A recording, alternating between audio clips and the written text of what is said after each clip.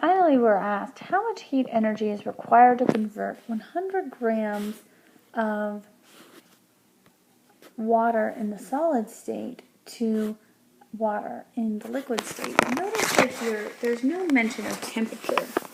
Since the temperature is not changing as we convert a solid to a liquid, then we're going to have to use the equation Q equals mH.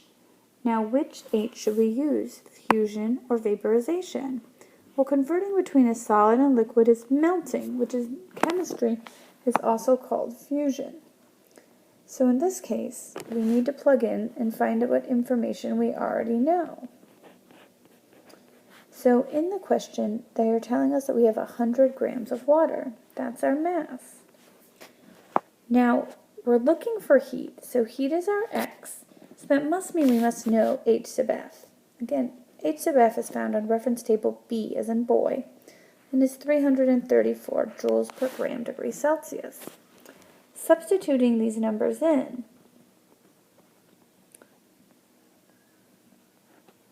we can simply say that we will have 33,400 joules, or 33.4 kilojoules of heat energy will be required.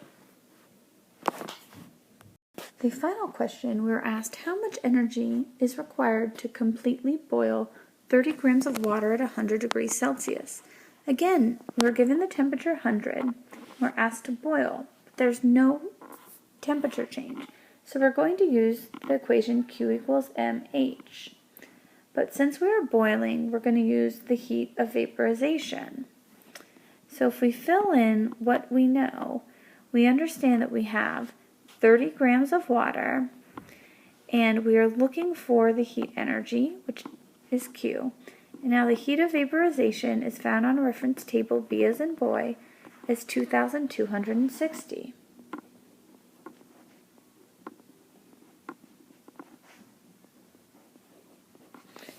If we plug this into our calculator, we'll easily be able to find our answer.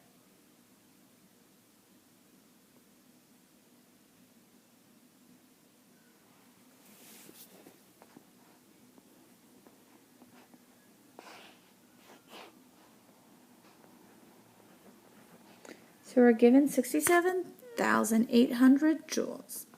Since our numbers are only written to one significant digit, that would be 7,000 joules, or 70 kilojoules.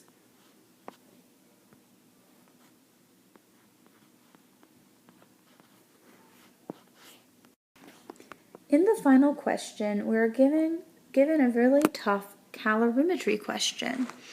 So we're told that a student performed an experiment to determine the total amount of energy stored in a peanut. The accepted value for energy content of a peanut is 30.2 kilojoules per gram. The student measured 100 grams of water in a metal can and placed the can on a ring stand, as shown in the diagram below. The peanut was attached to a wire suspended under the can.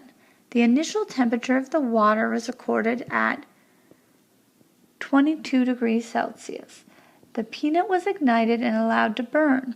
When the peanut finished burning, the final water temperature was recorded to 57 degrees Celsius. The student's experimental value for the energy content of a peanut was 25.9 kilojoules per gram. The first question, we're asked to calculate the total amount of heat absorbed by the water. You must include the correct numerical setup and the calculated result. So what we need to do is we need to go through the reading passage and find the information about the water. So we know that we have 100 grams of water. That would be a mass of water. And we know that the initial temperature of the water was 22 degrees Celsius. So I'm going to call that T1.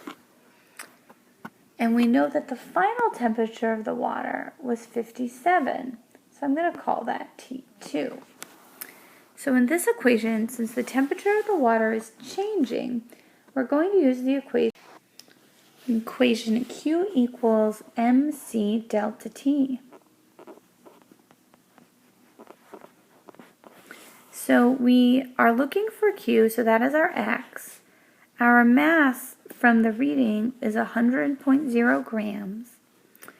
C we're unsure of at this point, and delta T is 57 minus 22, which is 35.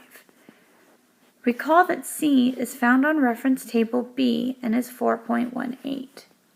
So simply, all we have to do is substitute and solve.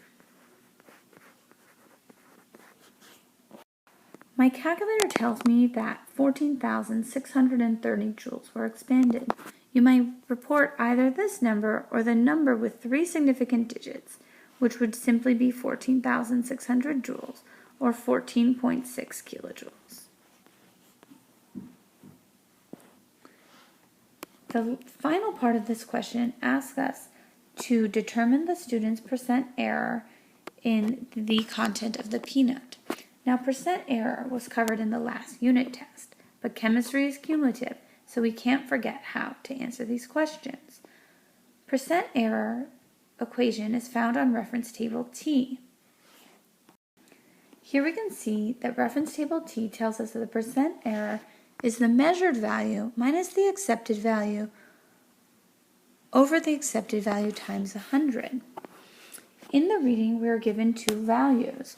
We're given the accepted value of 30.2, and we were given the student's value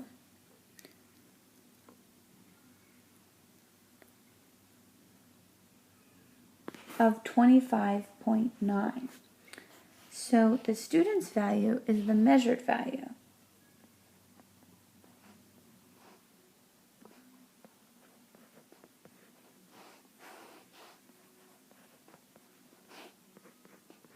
So we should substitute like this. When we put this into our calculator result becomes 14.24% error. Rounded to the correct number of significant digits, that would simply be 14.2% error. This concludes the review for Unit 2, Energy and Matter.